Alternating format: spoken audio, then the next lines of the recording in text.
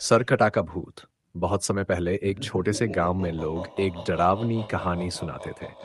उन्होंने कहा कि जंगल के पास एक सरकटा भूत रहता है।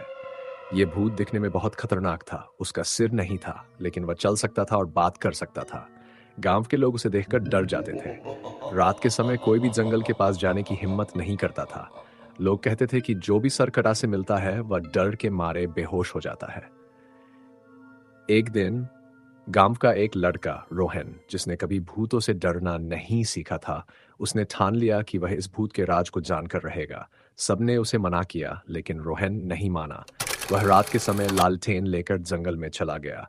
जंगल में हर जगह अंधेरा था। अचानक रोहन ने अजीब सी आवाजें सुनी।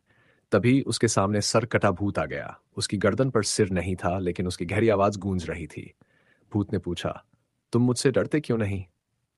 रोहन ने हिम्मत दिखाते हुए कहा, मैं सच जानना चाहता हूं।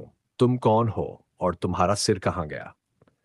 भूत कुछ देर चुप रहा, फिर उसने कहा, मैं एक सिपाही था जिसे एक युद्ध में धोखा देकर मार दिया गया। मेरा सिर दुश्मनों ने ले लिया और अब मेरी आत्मा सिर ढूंढने के लिए भटक रही है। रोहन ने कहा, अगर मैं तुम्हारा सिर ढूंढ दूं तो क्या तुम चैन से जा सकोगे?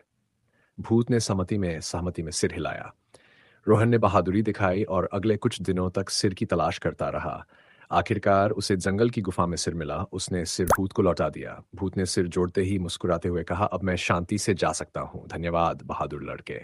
ये कहते हुए भूत गायब हो गया। उस दिन के बाद से सरकटा भूत कभी गांव में नहीं दिखा। लोग रोहन की बहादुरी की तारीफ करने लगे।